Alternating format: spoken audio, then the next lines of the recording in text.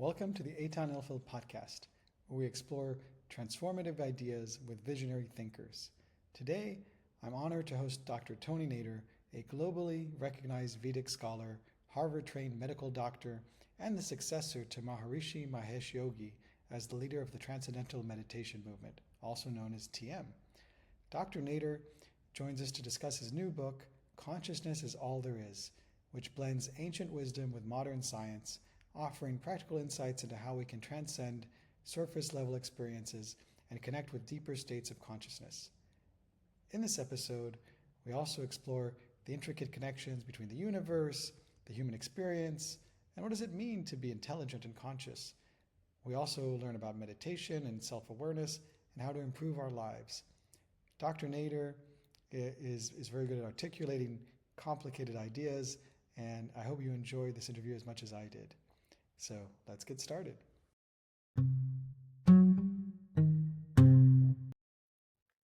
Okay, well, first I want to say it's such an honor and a pleasure to have Dr. Nader here with us. Tony, how are you doing today? Fine, thank you, Etan. It's great to be with you. I want to congratulate you on your upcoming book. Those who are only listening on audio, they can't see it. Those who are going to watch on YouTube will see I'm holding your upcoming book, Consciousness is All There Is, and I've made lots of notes. I mean, it's a fantastic book with so much wisdom. It talks about everything from free will to good versus evil to how we can enjoy life more. And what does it mean to live a good life? And and it's I guess in many ways you could say it kind of encompasses everything that you've worked on to some extent, right? Exactly. It's been my life work to search for these big questions, and happy to have found a solution and to share it with everyone. Cool. Well, let's get into it. I mean, one of the things that that you highlight from the get-go is the idea that actually everything is connected. We're all part of this greater consciousness.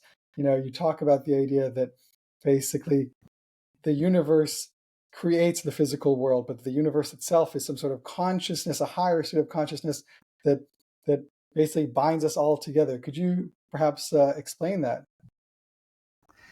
Yeah, the best way to really look at it is from a metaphor or an analogy. And imagine there is an ocean, a very big ocean that's limitless. And that ocean has different layers of activity, which means actually waves or vibrations, excitations. And then you have waves on the surface of the ocean. So consciousness is like that. Consciousness is a field like an ocean, or if you want to look at it from a physics perspective, say an electromagnetic field, although it's not an electromagnetic field, it's beyond that. But as an example, there is an electromagnetic field that permeates everything and connects everything. And we are creating these waves within that field. So we have an electromagnetic field, we have a gravitational field, we create also gravitational changes in the field. And so the field is all like a tissue, if you like, a sheet, let's say, that has wrinkles in it or different aspects to it. The ocean analogy is really a good one. And we are all like these waves on that ocean. And deeply within, we are all connected because the ocean doesn't differentiate one wave from the other, although it does. You can look at it like that. But all the waves are interconnected. So in the simplest possible way, we say that consciousness is a field. All that manifests is an expression of dynamics within consciousness. And those dynamics allow us to be conscious in different ways. And these different ways of being conscious give us different experiences, different perceptions, and different perspectives on what we call reality, which is the other waves that are around us which we call the objects of this field, in fact. Cool. Well, I mean, so just to highlight that for a sec,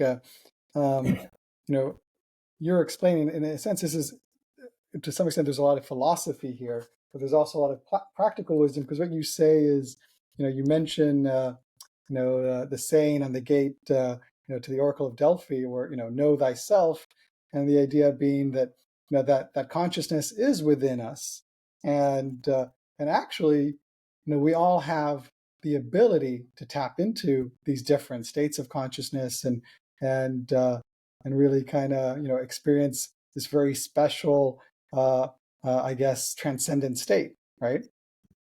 Exactly.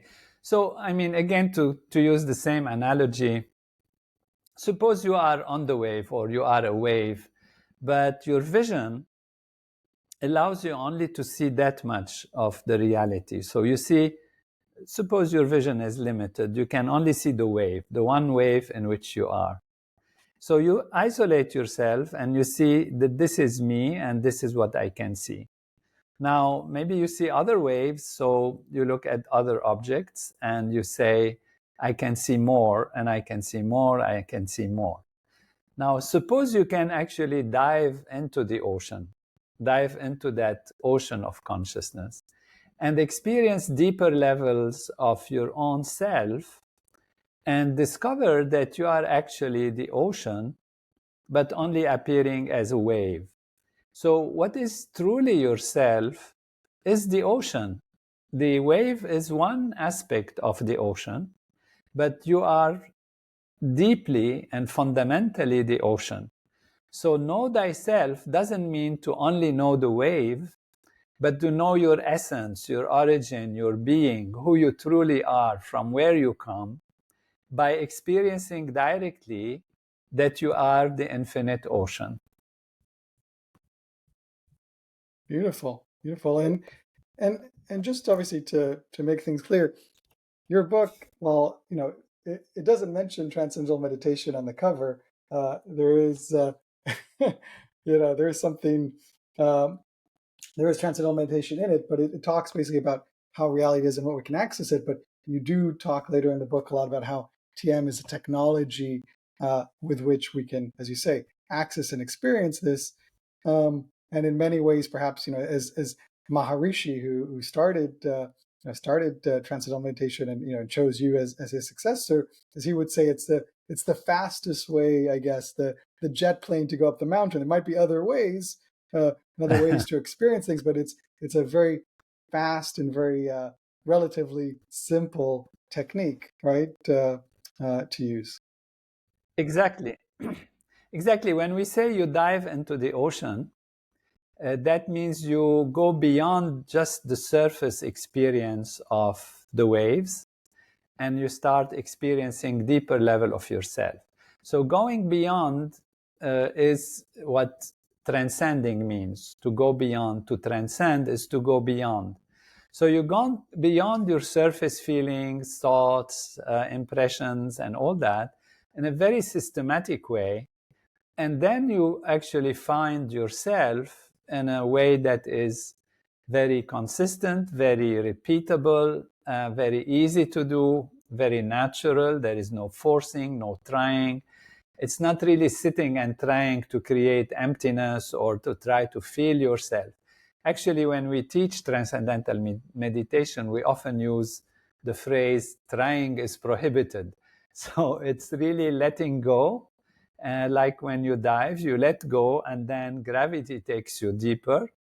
And in this case, the gravity of being is so attractive, so fulfilling, because it's really fullness. It's your own dear, very profound, infinite self. And you discover within yourself that you truly are that ocean, that you truly are a field of being that can exist, can have awareness without having specificity of feelings, of even thoughts, memories, stresses, or any of these things. So that is what transcending all the surface value means. And there is a technique for that, which we call transcendental meditation. So well, first, I mean, I should explain, I probably will in the intro to anyone who's listening, the Transcendental Meditation, it's a very simple technique that the TM Foundation teaches, where basically everybody gets their own secret mantra, and they repeat it. You're supposed to do this between 15 to 20 minutes twice a day. And studies have shown that, not only does it reduce your cortisol levels, you have less stress, you feel better, you're more mindful later in the day. Unlike using mindful-based meditations, this is something that naturally gives you mindfulness, and that it's actually enriched the lives of so many people. I mean, we know there are, there's so many advocates of TM out there. Obviously from Paul McCartney to Seinfeld. I mean, I think there's so even Ray Dalio, I believe, is a big proponent of TM, and many people who have tried it have found it to be just a very simple technique. And the idea again is that you learn how to kind of be with yourself, and as you say, kind of go into this ocean. And it's a very, very simple technique. But what I find interesting, and I have to say, as someone who is new to transcendental meditation, because I learned it earlier in the year before I interviewed David Lynch, which was a real honor. And I really fell in love with TM as a modality, and and I try to do it every day, and it has it's enriched my life. I can certainly say that. But what I will say that's interesting is I've primarily done it on my own, not as much in groups. But I hear that if you actually meditate with other people around at the same time, you have this profound effect. I mean, I know from biology that you need often another nervous system to kind of turn on your mirror neurons, and there's all this stuff that goes on when you're with another person, even a pet, another animal. Like, we can feed off each other's energy fields, you could say, consciousness, or however you want to describe it. But at the end of the day, sometimes being with someone else, you can actually there is something magical there. And my understanding, as you mentioned in the book, is not only will meditating groups have a profound effect on the meditators, but what I found quite fascinating is that there's also this assertion that seems to be backed up by scientific studies that it can actually affect the environment around those people. Do you want to maybe speak about both of those? Sorry, those are two questions. So one is, how does it, how does meditation change when you're with another person for the meditator? The other was, obviously in the greater environment.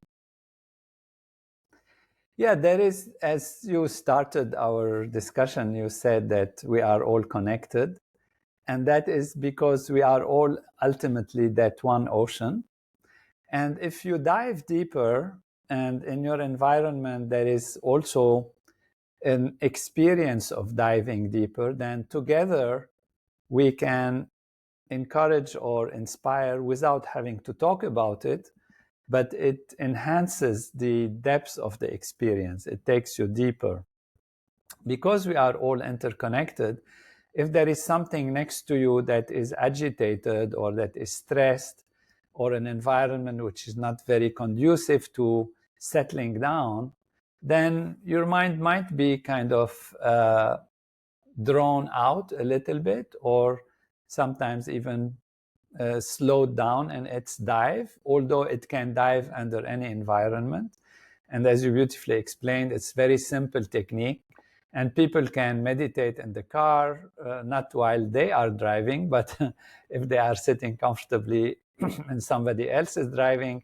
People sometimes meditate in the plane, in the train, and even noisy environments are not disturbing. However, we encourage people to be in a quiet environment, not to have the attention drawn outwards.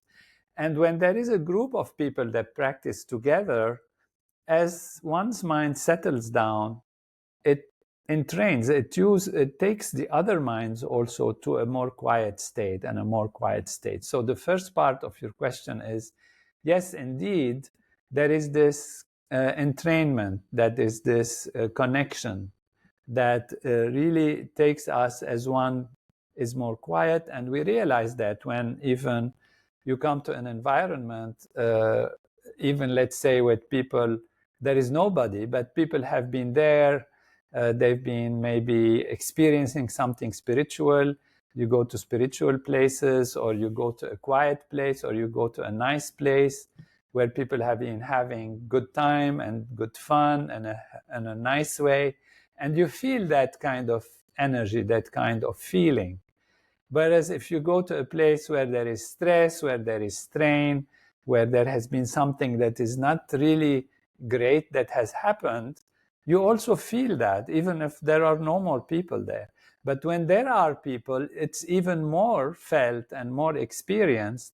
And that's why, as you say, many of our meditators or transcendental meditation practitioners, they like to meditate together, because it really makes you feel that you go deeper and deeper in an easier and faster way. So meditation in group is really very, very helpful to allow the mind to settle down. Now, there has been 116 scientific studies that have analyzed the effect of group meditation on the environment. And today we have a science called collective neuroscience, where it has been analyzed that even in animals, in bats, for example, in birds, when they fly together or they perform something together, like even bats in a cave, and they are going around and it looks very chaotic, and they put some electrodes on their brains, and they have found that there is coherence between the different brains of the different bats, for example. So when one's brain is oscillating in a certain way, the other bat's brain starts oscillating in the same way at exactly the same time. And so there is that collectivity that is influencing all the others that are around, and they start to get this deep level of change. And we have been studying this between individuals who even practice transcendental meditation as a group, and others that are even at a distance or some distance from the group, to see the coherence between this group and that group. But this is on the phenomenal level of what is happening electrophysiologically and on the neuroscience level. What is most interesting in these 116 scientific studies is that we discovered that when a critical number of people practice this technique together, which means reach that coherence and transcend together, there is a change in society, even in those who don't practice this technique. And what changes that happen are being computed are all very, very positive, and what we can say in the right direction and evolutionary, because they have been shown very systematically that there is decrease in crime, decrease in conflict, decreased even in accidents of the roads, and unexpectedly decreased in hospital admission, decrease in infant mortality, and robberies, and all of that. And this has been done in a controlled way. And many of these studies have been published in peer-reviewed journals, because the journals looked at the statistics and they said, okay, we don't see how it can work, but the statistics are so real that we cannot ignore it. And so they publish it, even if they put a note, that we don't know how it would work, but the statistics is right. And so we publish it. And so why this happens is what really I try to explain in the book, which I give the logic so that the mainstream thinkers, the mainstream scientists and philosophers can have a paradigm based on which they can understand the mechanism of action. And the mechanism of action is very simple. It's that ocean, and then when the waves settle, they all settle together, and they go to the depths of the ocean, and then there is no agitation, there is less strain, less stress, less fear, less anxiety, less fear from the other, as if you are bringing the light, and then the darkness just disappears.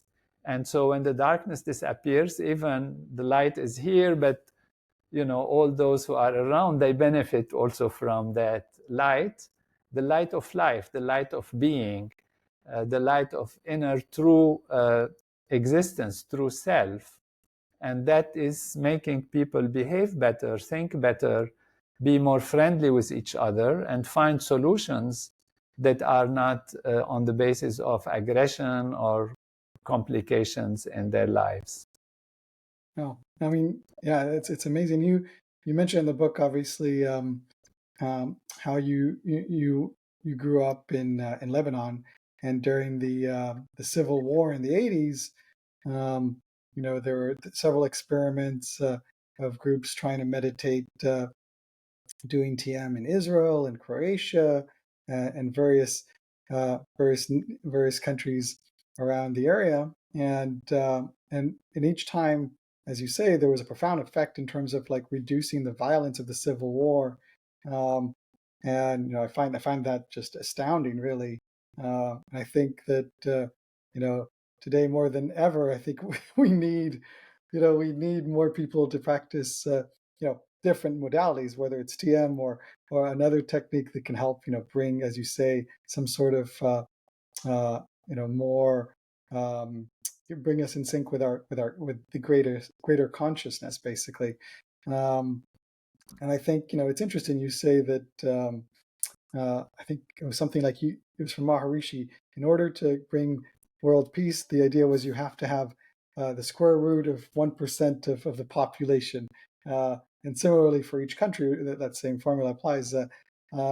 Which and those numbers are not that big, actually. So the idea is that even a small amount of people can have a huge effect. And I think it's amazing. And of course, you're just talking about how animals are as well. The idea of like swarm behavior, but also you mentioned evolution. I should say in the book you talk a lot about evolution as you talk about from a perspective of consciousness being this idea of evolving to greater consciousness. And in many ways, this is kind of how you structure what's good or bad, if I understand that correctly. Is that right? Yeah, absolutely right.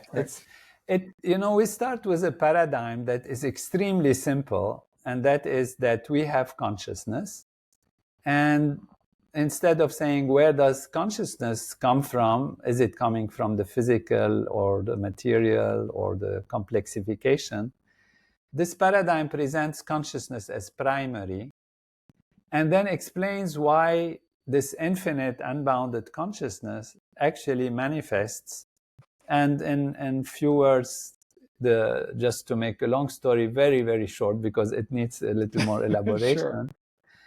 The nature of consciousness is to experience, to be conscious, because that's why we're calling it consciousness, and to experience in all possible ways. And therefore, the emergence of all diversity is just consciousness experiencing from different perspectives. The perspective of a cat, the perspective of a dog, the perspective of a tree, the perspective of a human being. But there is a joy in the expansion of consciousness, because that means you're going back to the true nature of reality, while the experiences in a limited perspective are kind of limiting in one's ability to enjoy or to feel wholeness or fullness. That's why we are all looking for more and more and more happiness, more knowledge, more love, more care, more understanding, more experience. So this is the nature of evolution, because you mentioned evolution, is to always have more and grow more.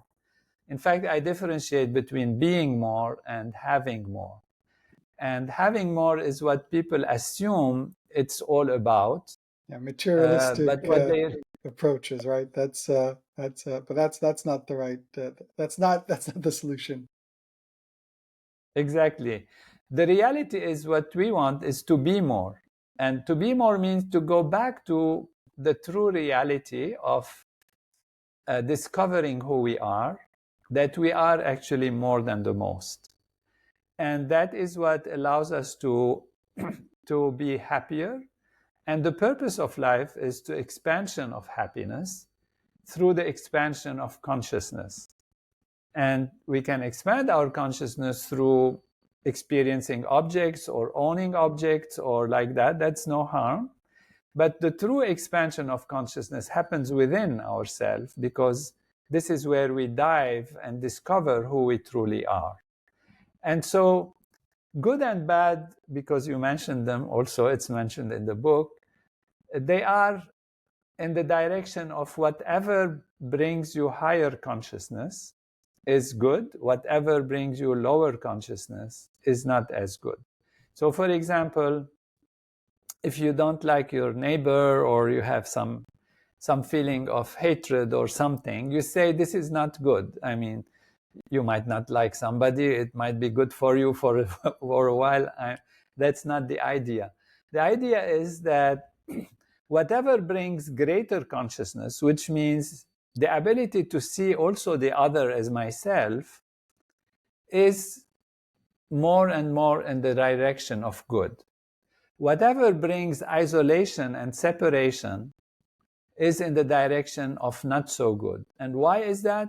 It's because you're diminishing yourself. You think yourself only as this limited individual, whereas you truly are the ocean, and the ocean has all the waves. So when you embrace all the waves, that means you are growing in your awareness. You see, yes, I am all that also. And that is part of who I am truly. And that is what makes us grow in higher states of consciousness. That's what is in the direction of more good and more good and more good. So somebody who kills, for example, is somebody who's breaking that connection and, having really a big break. And so that is not good.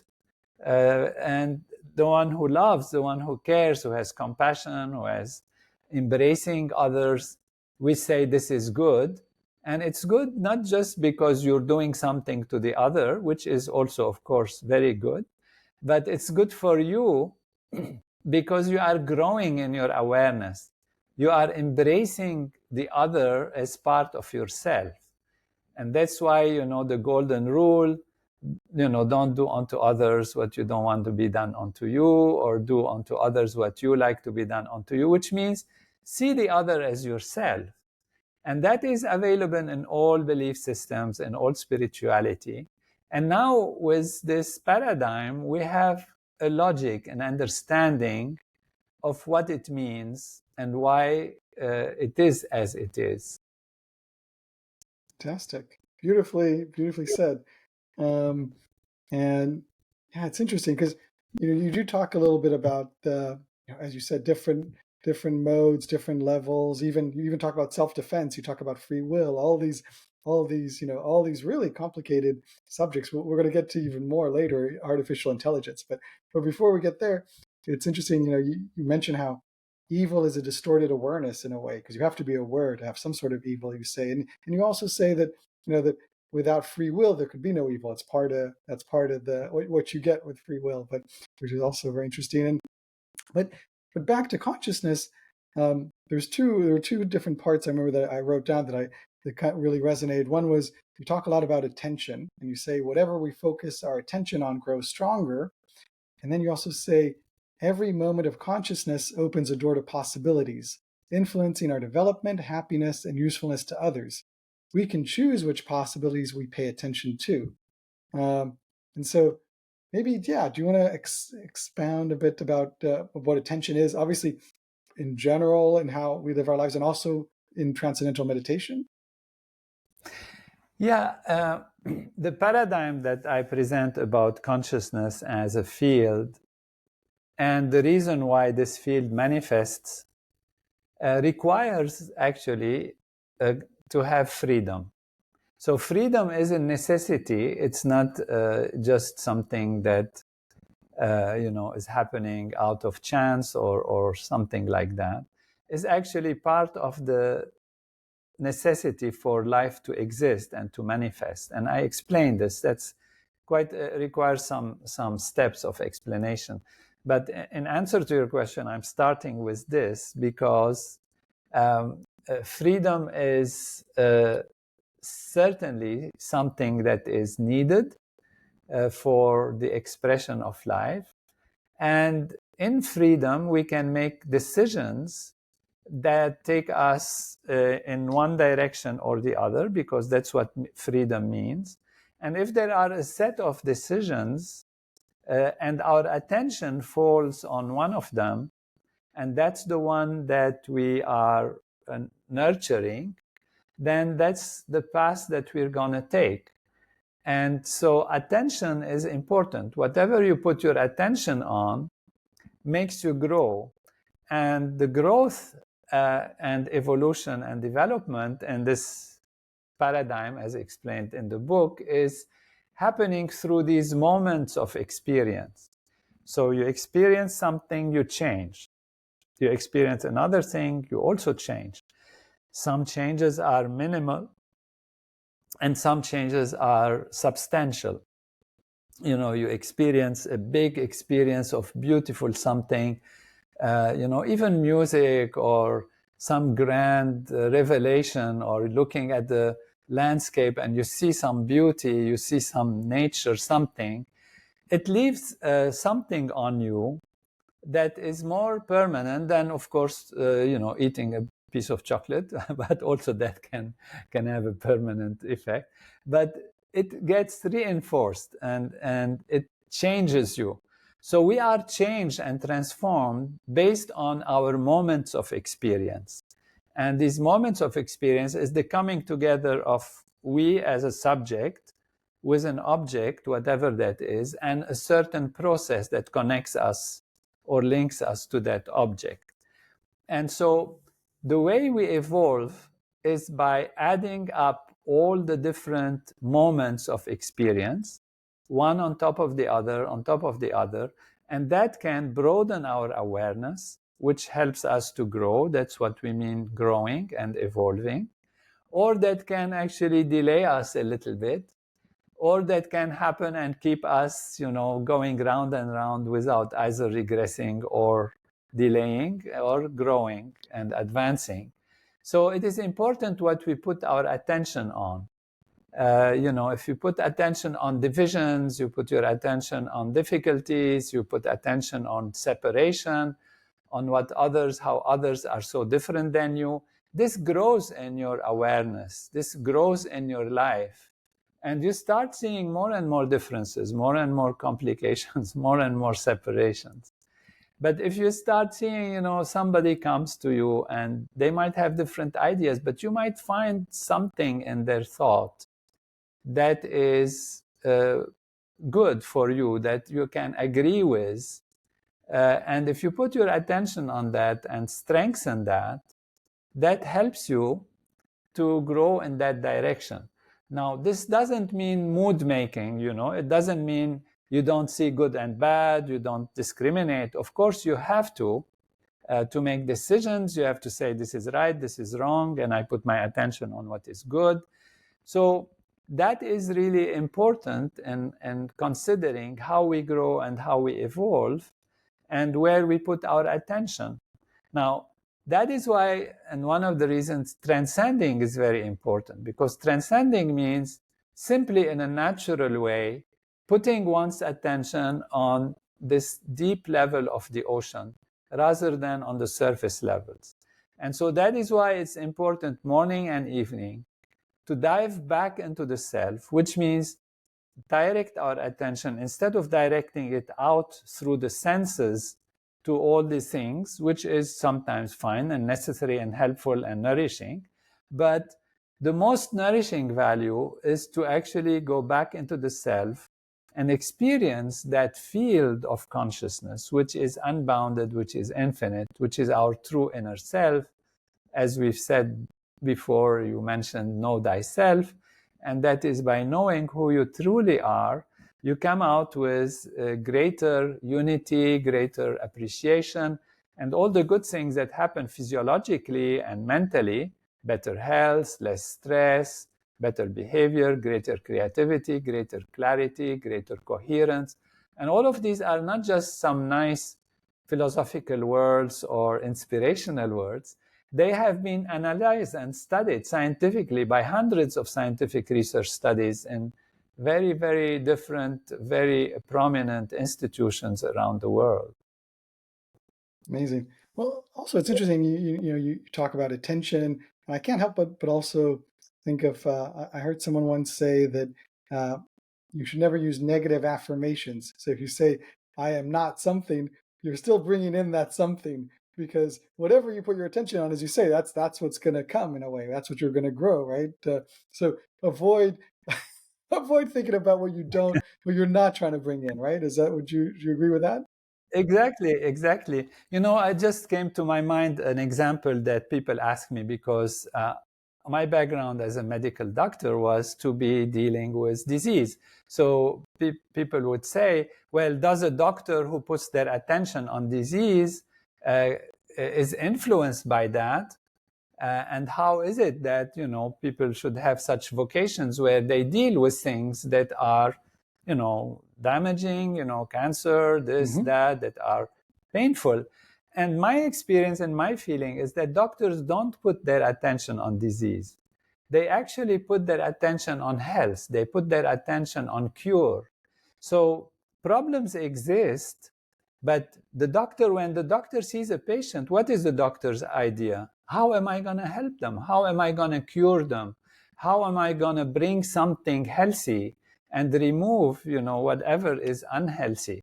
And so, this is where we have to see the difference between what is your deep feeling and how you are projecting it, and your attention. When we learn as doctors, as students, we're always challenged by thinking about health, thinking about improving the patient, thinking about what medicine is needed, what thing I need to do. So you're always thinking of the cure, of the healing, of the positive aspect. Absolutely, that's very profound. By the way, I have to also say, you mentioned a quote, and this has to do with, like you say, you're trying to solve a problem. You mentioned Einstein, who said, we can't solve our problems on the same level of thinking that created them. We have to change how we think, and that, obviously the same thing applies when you're treating a patient. If you're bringing a solution, it has to be very different than the problem, right? And let me ask you, it's interesting, you talked about freedom, about awareness. You also mentioned, and you talk about this a bit in the book, about this, the concept of emergence, right? The idea that sometimes something unexpected emerges out of a system that you couldn't have predicted beforehand. You give that as an example, from what I understand, as showing that some sort of higher state of this higher consciousness kind of expressing itself. I think, is if I understand that correctly, or perhaps you can explain what does emergence kind of teach us about reality, perhaps, and give us some examples. There are different values about emergence. Like some qualities can emerge from complexification of matter, or That's right. You take water and then you heat it up and then you get vapor. So fluidity and vapor is different, but you can say that vapor emerged from the state of water when you changed its conditions. Or you can cool it down and there was fluid water and now solidity emerges, the crystal kind of, the ice emerges.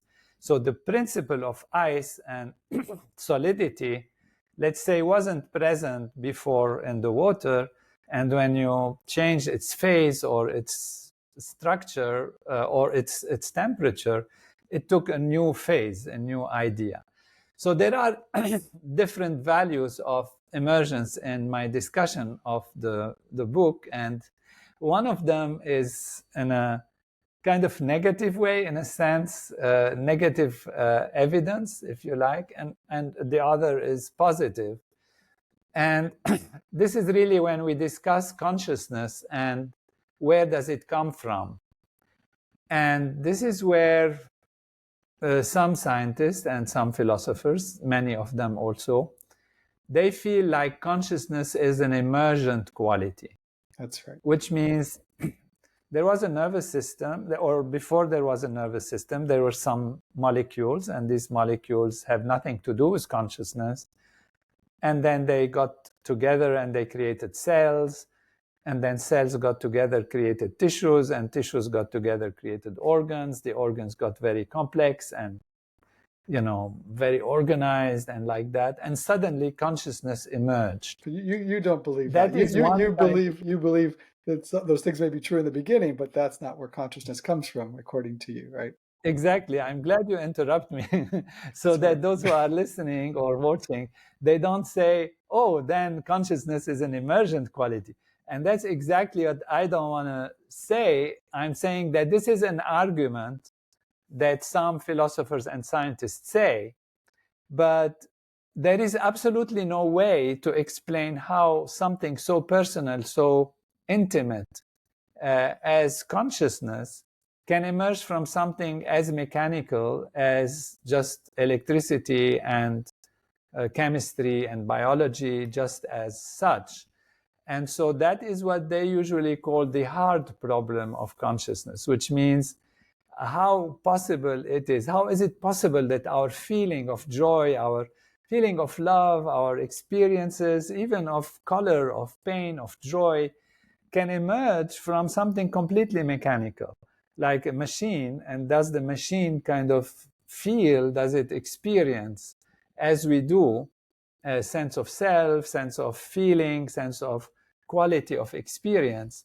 And there is no explanation for that whatsoever. And that's the dilemma in the intellectual discussion about mind and body, what is consciousness, what is physiology, and how they relate to each other.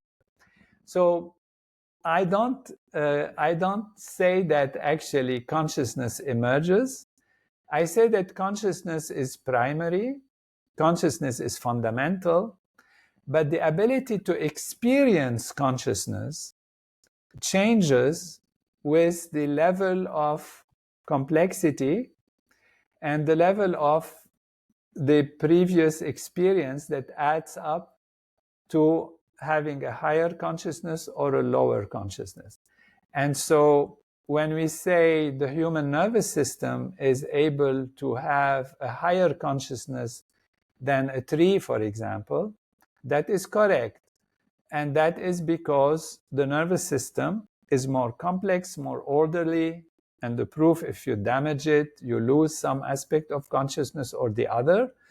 And therefore, you need a very highly organized, very complex system in order to do what? To experience consciousness, not to create consciousness.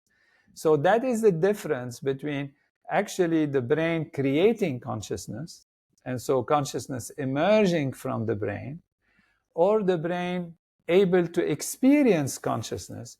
So the brain is itself an evolutionary structure that now has the ability to experience a higher level of consciousness. So it's like you have a radio, and the radio, you can turn the radio to different frequencies, and you can hear different music or different discussions or whatever, or turn the TV and you look at different programs. They are there in front of you in the TV. Now, is the TV creating all this program? It's not. It's done in the studio. There are real people, but it's being sent as waves, electromagnetic waves or whatever. And there is a decoder or a transducer in the system that creates the picture and recreates the sound. But the origin of the sound is not from the radio itself. The radio is just picking up some electromagnetic waves and transforming them into sound waves, and then you hear them as sound. Now, if you damage the radio, of course, you can't hear anymore the music. If you change the frequency, you will hear different music. But it's not the radio that created the original sound or the original music. So that is where, as an analogy, but every analogy has its limitation. It doesn't matter the limitations.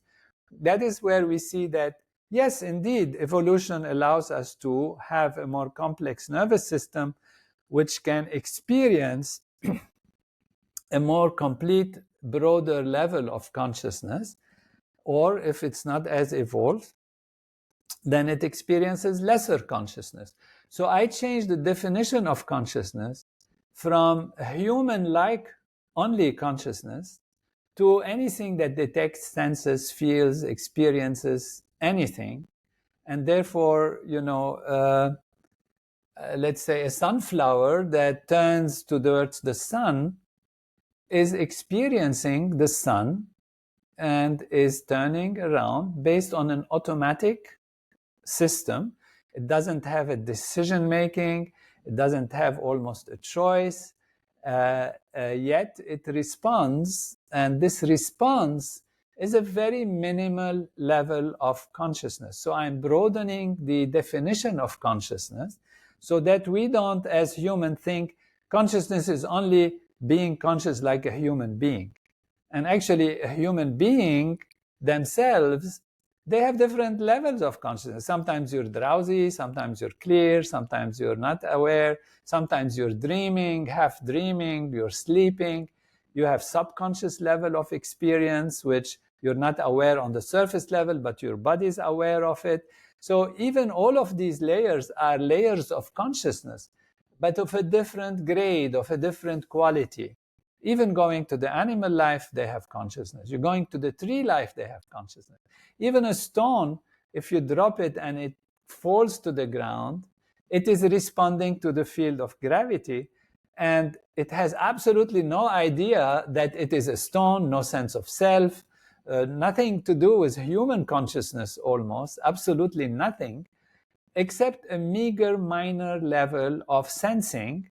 And that for me is a level of consciousness which is on the broad spectrum from nothing consciousness to a human-like consciousness, and who knows, more even than that. Beautiful. So, yeah, I mean, as you say, everything is, there are many levels. It's a whole spectrum of consciousness.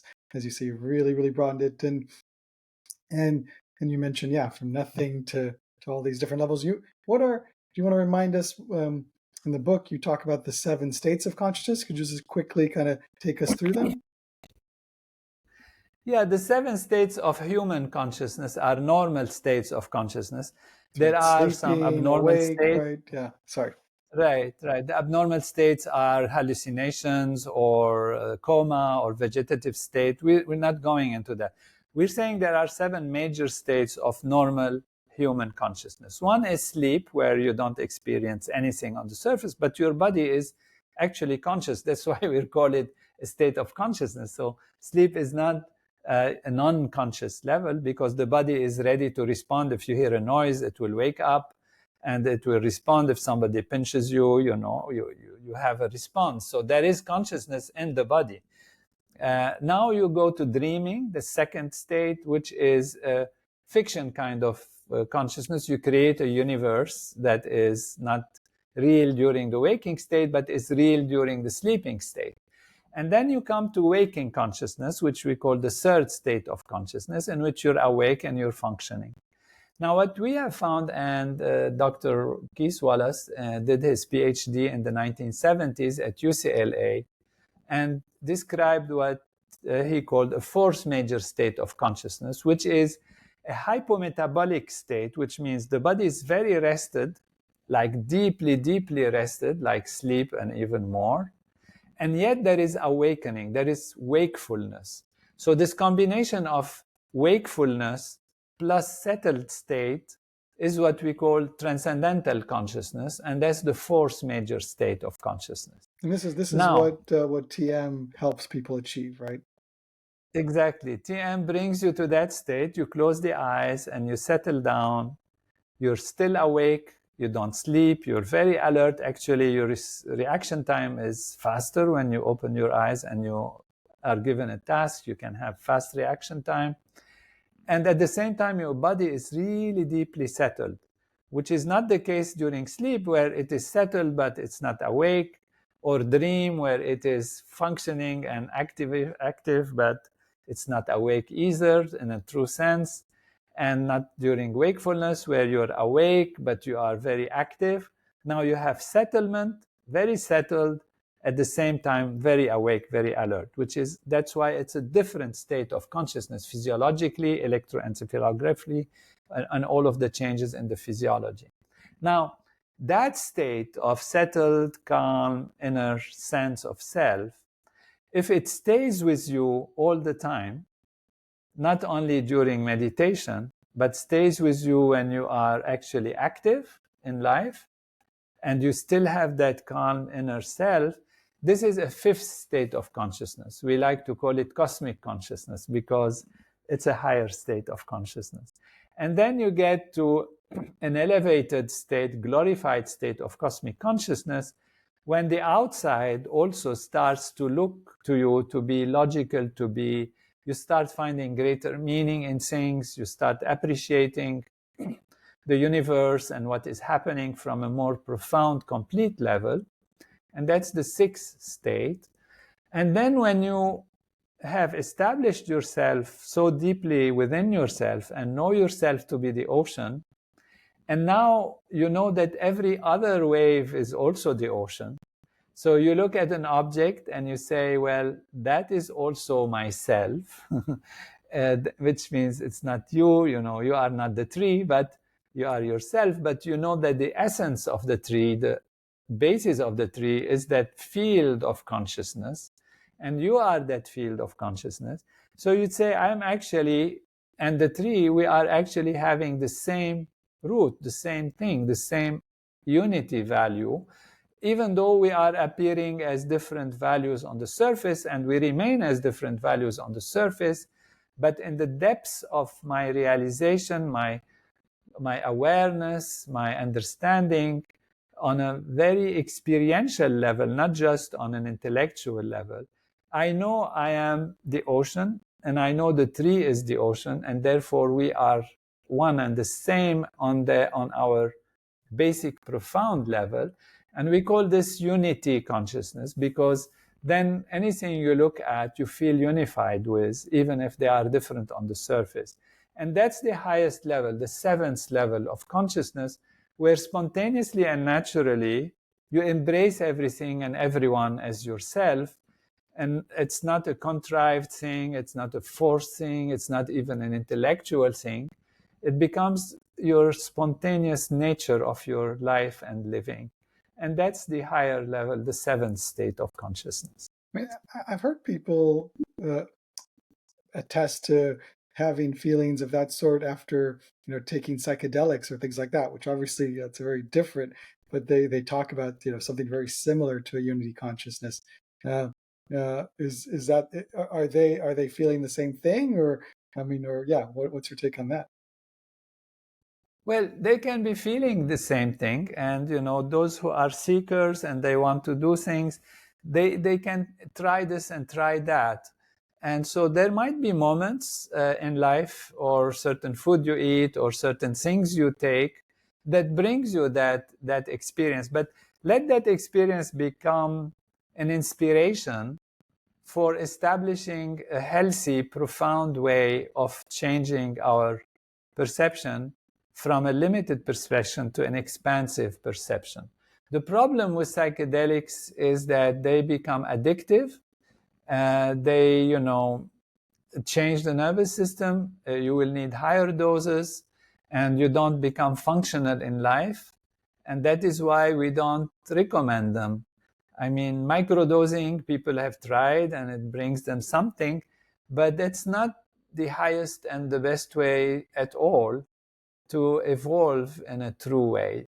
People who have these experiences from transcending, from transcendental meditation, get it gradually, and they actually become more healthy physically, more productive socially, more clear, more happy over a long period of time. Actually, all the time, they are settled in that state. And otherwise, depending on something like a chemical, and then when the chemical effect goes, you have a dip, now you want it again, and now you want more, and you want more.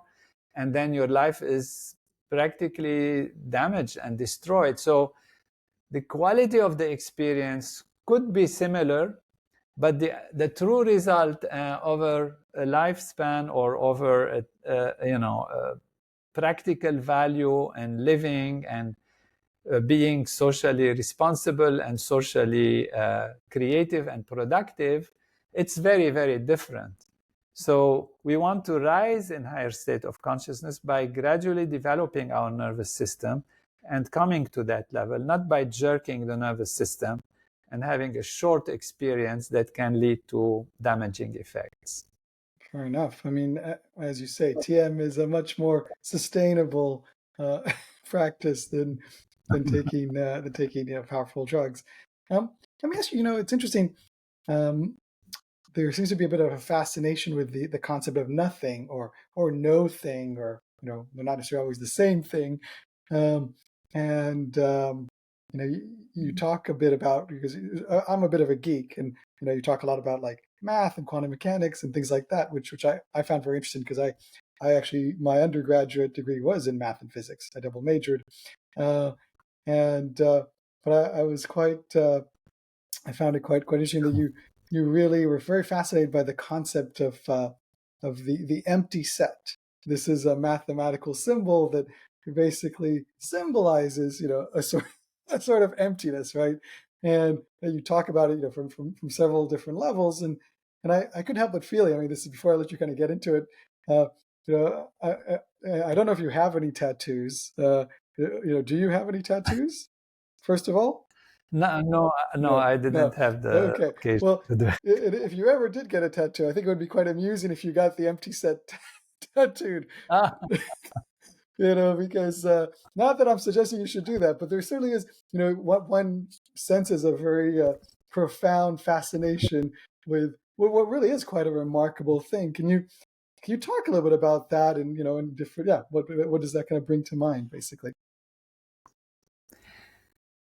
I evoke the empty set because I discuss nothingness, and because consciousness as a field is not material, is not physical. And so non-physical, non-material is what? In terms of physicality and materiality, it's nothing. If you want to measure something and it has no weight and no charge and no nothing, and it doesn't have a substance that you can experience through the senses or through the instruments, then it is actually nothing. And nothing is a concept, and a concept of non-being, non-existence. But if you look at it from a physics perspective, it is non-existent. It's nothing. It's not a thing. I just also, you try to allude to this, because in the book I separate not dash a thing, right. not nothing, not the thing. And therefore, it is something that is nothing. And in fact, it is everything. So nothing of the sort from consciousness perspective, it's actually everything. And thus the title of the book, Consciousness is All There Is, which means all that we see, even as physical and material, are just expressions within consciousness.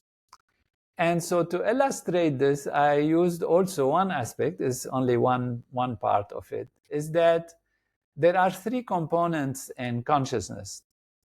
Consciousness you said has the observer, the observed, and the observing as well. The triplet. This is the triple. Yes, exactly. Right? The triple, exactly. So to be conscious means to be conscious of something. We are calling it consciousness. Why? Because it is able to be conscious. It's something that is conscious. But whenever you evoke the idea of conscious, to be conscious, you are saying there is an observer who is the subject, or a knower, if you want to look in terms of knowledge, that is observing an object, or observing known, something that will be actually known, an object. So there is the observer, the observed, and in order to have an observation, you need the observer and the observed to be connected. If you have a vase of flowers in one room and you are in another room and you don't know the vase exists, you have not observed it. So you're not conscious of it. So there has to be a connection. The connection is maybe the light that shines and reflects on the object and comes to your eyes, and then you interpret it. So every observation, every moment of life, and I call this a bit of consciousness, bit like BIT as a computer bit, not a small amount, just like the tiniest because you say even the things that aren't being observed, they become virtual to some extent, which again is like a computer to some extent, right? We're all in this field, I guess. Amazing. You've read in detail. I'm very impressed. Thank you. That's great. Yes. So there are these three things, and so there is the observer, the process, and the observed. And to substantiate this, we give many examples. For example, language. Language is based on subject, object, and verb. All our language in any culture has these three main components, and the other aspects are coloring the object, describing the subject, and in what state they are and what they are doing. But basically, this is the structure of our logic as humans. And why should that be? It's because the nature of life is like that. There is this observer, observed, process. The nature of life is consciousness.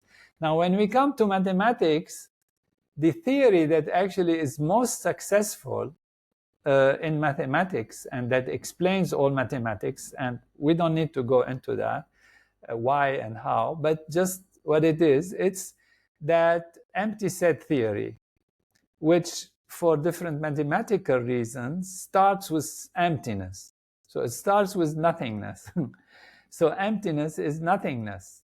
Now, emptiness is a concept of nothingness, but it doesn't exist truly until you put it in a set. You kind of say, I'm giving an objecthood quality to emptiness. And I'm saying, you can say there is a set that doesn't have anything in it.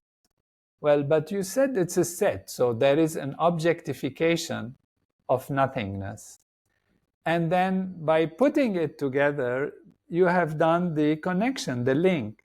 So as humans, again, we come to the same thing. There is something that is put together that is actually in itself nothing. So I don't want to confuse the listeners or viewers.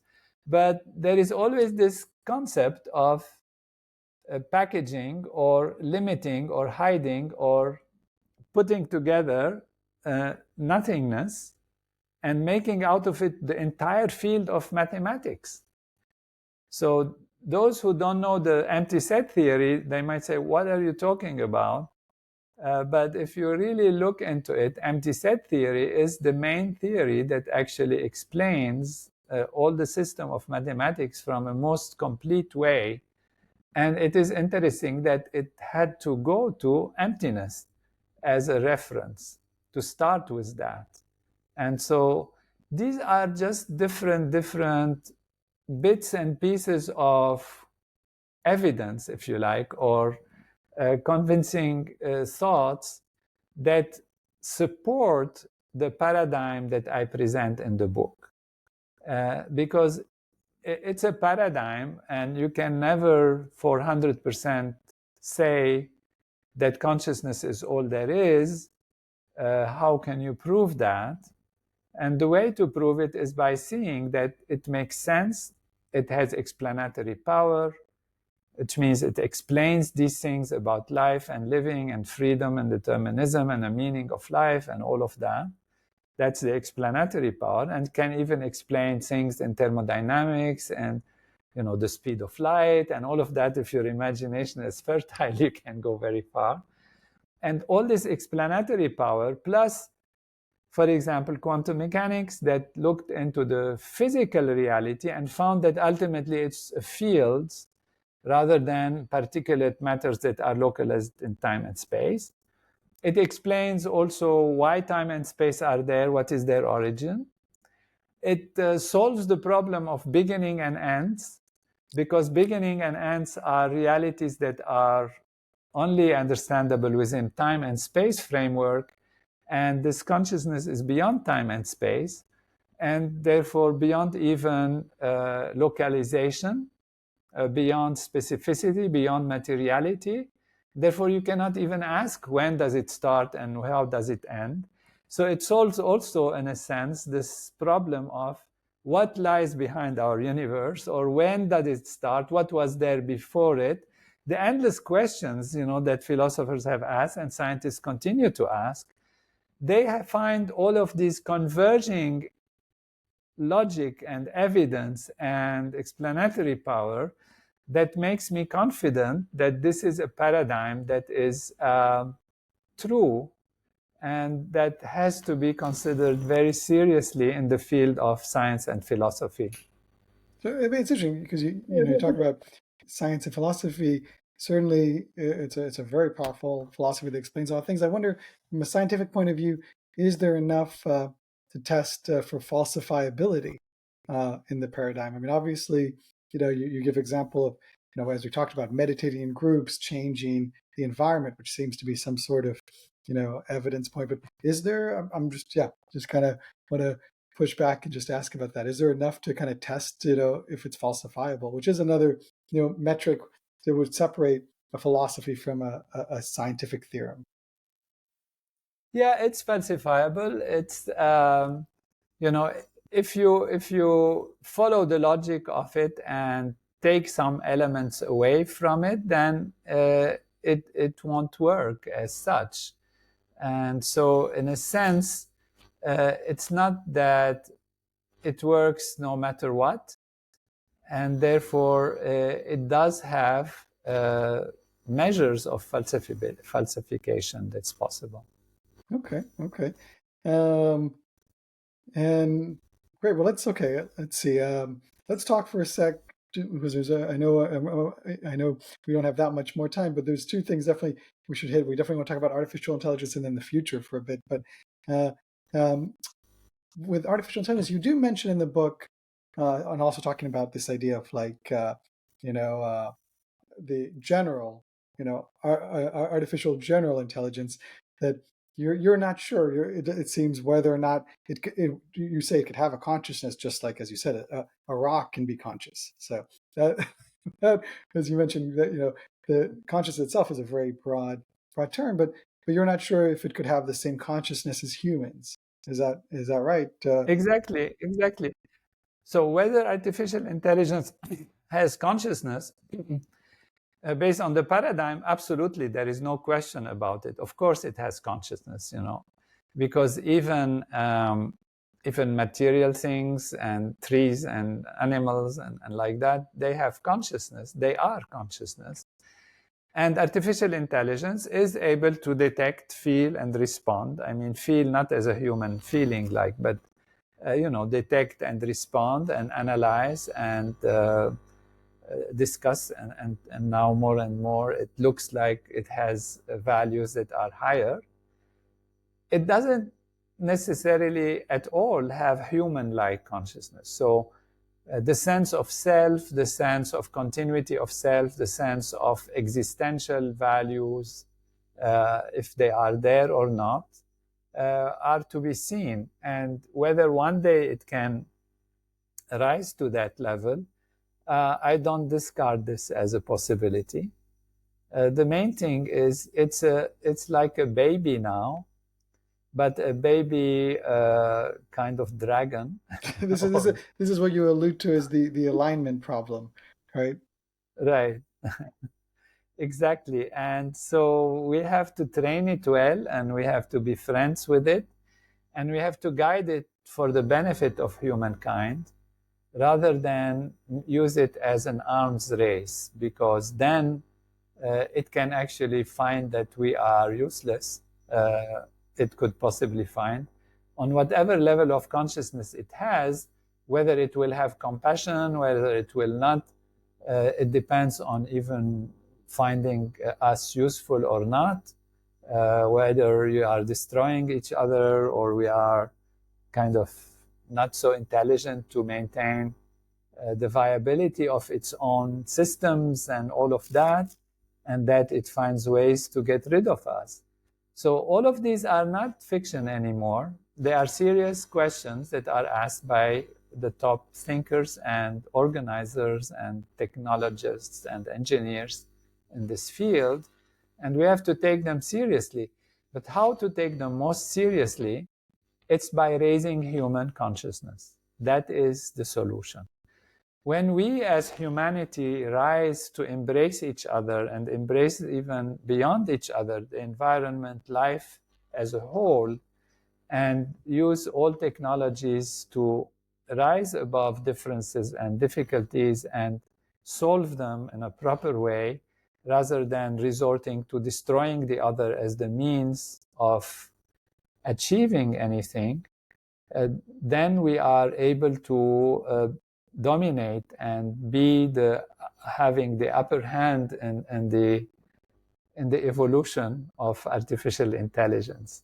Otherwise, we are risking a lot, and so that is where one of the reasons I was anxious to get this book out, so that we start thinking in terms of consciousness rather than in terms of only physicality and materiality.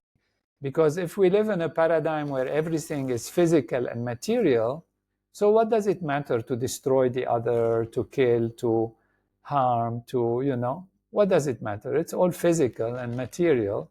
Of course, we can think of it in a pragmatic, utilitarian way, which means, okay, we need each other and it's good to be nice so that we don't all destroy each other.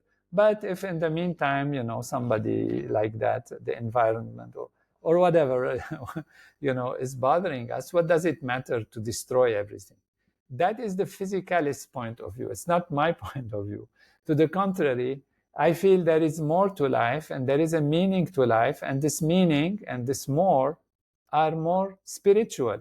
When we say spiritual, doesn't mean in this case religious. It could be religious, but I'm saying spiritual in contrast to material or to physical. So all values of love, of unity, of compassion, of being together, of higher values, fulfilling the meaning of life in terms of growing, in terms of expanding our awareness. This is the meaning of life. And this is where life takes its full meaning. And that is the paradigm that we should use. One, it's because what I feel it's the true reality. And two, even from a pragmatic point of view, it's a much better way to think about our existence than to think that we are only some physical matter that kind of by chance, by trial and error, became what we are today. You have a great illustration in the book. People who are listening won't be able to see it, but they should buy the book, which shows, I guess, the different axes from manifest to unmanifest to different directions of of consciousness and as you mentioned, evolutions. And I think, it's fascinating. I wonder, you do mention at some point in the book about how the youth of today, especially with all these technologies and being addicted to social media, how perhaps more than ever they could use the techniques that you get from transcendental meditation or some other modalities. But I guess my question is how can we reach them more so? And are you what are you, as as the head of of transcendental meditation, Maharishi's successor? What I mean, obviously, we want to help kind of spread the word and increase awareness, but what can we do to kind of help do that, I guess, is my question, especially for the younger generations. I think you're doing that right now. I'm trying. By talking about it. Absolutely. That is necessary. spreading the word. I wrote the book based on my knowledge and lifetime experience of what reality is and how can we make a difference. There are hundreds of scientific research studies. People are looking for what is there in it for me.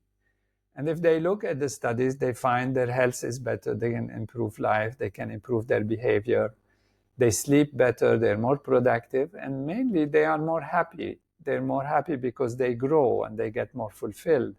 So there are very practical reasons why one should go back to the self morning and evening, transcend. And they have been proven scientifically. And now we're adding an awareness kind of, if you like, thinking and an awareness podcasting and an awareness writing and inspiring to let people see, those who are asking questions, how can I be happier? How can I live a well-lived life? How can I flourish in my life? Then they have a reference of a logic why this is so. It's not just based on belief of something or some authority saying that or some, rules and you have to do that and do's and don'ts. It's based on a full understanding of what life is about, why we are here, what makes sense, and why there is, action and reaction. How is life balanced? What is our level of freedom? How we can increase our freedom by raising our consciousness.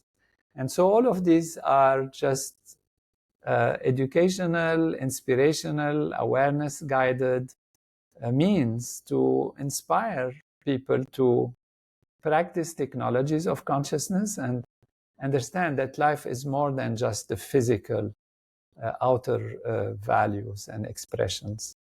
Sure. I mean, it's interesting, you talk about how we're in many ways at a pivotal point of history, right? With these new technologies and you go into a lot of other things, not just artificial intelligence. It's really quite, you cover so much territory. It's quite impressive. And yet, we don't know what the future will be, right? And it's up to us to shape it, and even a small amount of people can have, as you say, this sort of exponential kind of influence, right? And I wonder, Maharishi is said to have said that the trains have left. I think the train has left the station or something in regards to world peace. And I guess my question is, is it? How confident are we that the train's going to reach the station, I guess is my question. Yeah, we can be confident because the knowledge is there. People are aware, there is greater interest in humanity and human rights and supporting each other. If an accident happens somewhere, we all come together. But at the same time, there is this race towards certain things, and pandemics can happen, things can happen. There is a responsibility. And so, the future can be bright and will be bright in my mind because the forces of evolution and nature will always guide. But we want that future to come in a soft, smooth way with least damage because it will take time to repair and to readjust. And that's why we have to raise consciousness and we have to talk about it and we have to practice it so that we don't go through phase transitions in a dramatic way that is not so helpful and then have to recover from it. Nature will always be invincible. The question is how and who will be among us here to enjoy it and to pass that transition phase.